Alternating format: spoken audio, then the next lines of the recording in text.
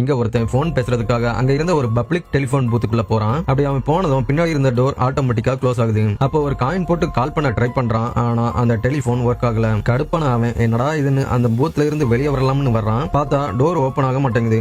பலமா இழுத்து பாக்குறான். அப்பவும் ஓபன் ஆகல. யாரோ விளையாட்டா க்ளோஸ் பண்ணிருப்பாங்கன்னு நினைக்கிறான். அந்த டைம்ல சூரியன் வெயில் வேற சுட்டு இருக்குது. உள்ள ஹீட்டும் அதிகமாகுது. அப்போ அந்த வழியா ஆபீஸ் போறதுக்காக 2 பேரும் வர்றாங்க. அவனோட குரல் வெளியே கேட்காததால சைகைகள் மூலமா ஹெல்ப் கேட்கறான். அவங்களும் அதை புரிஞ்சுக்கிட்டு அந்த டோரை ஓபன் பண்ணி பாக்குறாங்க. ஆனா அப்பவும் ஓபன் ஆகல. கொஞ்ச நேரத்துல அங்க நிறைய பேர் வேடிக்கை பாக்குறதுக்காக கூட ஆரம்பிக்கிறாங்க. ஹெல்ப் பண்ண வந்தவங்களும் ஆபீஸுக்கு டைம் ஆனதால அவனுக்கு பாய் சொல்லிட்டு போயிடுறாங்க. அவனும் வேற வழி இல்லாம அவங்களுக்கு பாய் சொல்லி அனுப்பி வைக்கிறான். அப்போ பவுன்சர் மாதிரி இருந்த ஒருத்தன் அங்க வந்து இந்த டோரை நான் என் சுண்டு விரலாலேயே திறந்துருவேன்னு சொல்லி அதை ஓபன் பண்ண ட்ரை பண்றான். ஆனா அவனோட ஃபுல் ஸ்ட்ரென்த்தையும் கொடுத்து இழுக்கும் போது கூட அந்த டோர் இன்னும் ஓபன் ஆகல. என்னடா இது மதுரக்காரனுக்கு வந்த சோதனைன்னு அவன் ஃபுல் ஸ்ட்ரென்த்தையும் கொடுத்து இழுக்கும் போது அந்த கைப்பை அப்படியே அவனோட கையோட வந்துருது. அதை பார்த்து பப்ளிக் எல்லாரும் சிரிக்கிறாங்க. உள்ள மாட்டிட்டு இருந்தவனும் சிரிச்சு சமாளிக்கிறான். இருந்தாலும் அந்த பைல்வான் அதை விடுறதா இல்ல.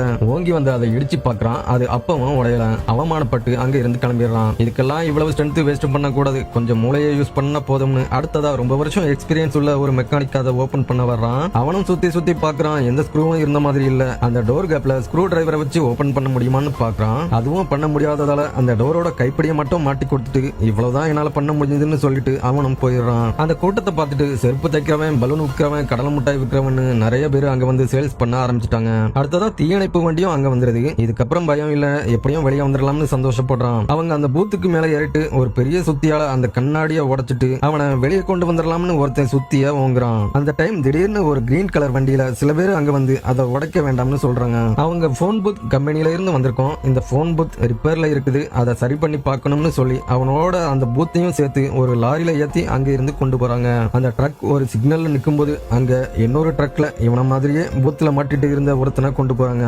அப்போதான் அவனுக்கு இது தற்செயலா நடக்கல, யாரோ பிளான் பண்ணி தான் இதுக்குள்ள நம்மள சிக்க வச்சிருக்காங்கன்னு புரியுது. ஆபத்தை உணர்ந்த அவன் ரோட் சைடு நின்றுட்டு இருந்தவங்க கிட்ட ஹெல்ப் கேட்டு கத்தி பாக்குறான். ஆனா அவங்க இவன் ஹாய் காமிக்கிறான்னு நினைச்சு அவங்களும் பதிலுக்கு ஹாய் காமிக்கிறாங்க. அந்த ட்ரக் அப்படியே ஒரு டனலுக்குள்ள போகுது. அதுக்குள்ள ஏகப்பட்ட டெலிபோன் பூத் புதுசா ரெடி ஆகிட்டு இருக்குது. அடுத்ததா அவன் பூத்தை ஒரு கிரெயின் அப்படியே தூக்கி ஒரு கன்வேயர் பெல்ட் மேல வைக்குது. அங்க ஏகப்பட்ட பூத் இருக்குது. அது ஒன்னொன்னுக்குள்ளயும் ஒவ்வொரு ஆள் சிக்கி இறந்து போயிருக்காங்க. அப்பதான் அவன் ஒரு மனுஷனோட குரல் கேட்கலன்னா சாகும்போது கூட யாரும் ஹெல்ப்புக்கு வர மாட்டாங்கன்னு உணர்றான். அடுத்ததா அவனை தூக்கிட்டு வந்த இடத்துல இன்னொரு புது பூத்தை வைக்கிறாங்க.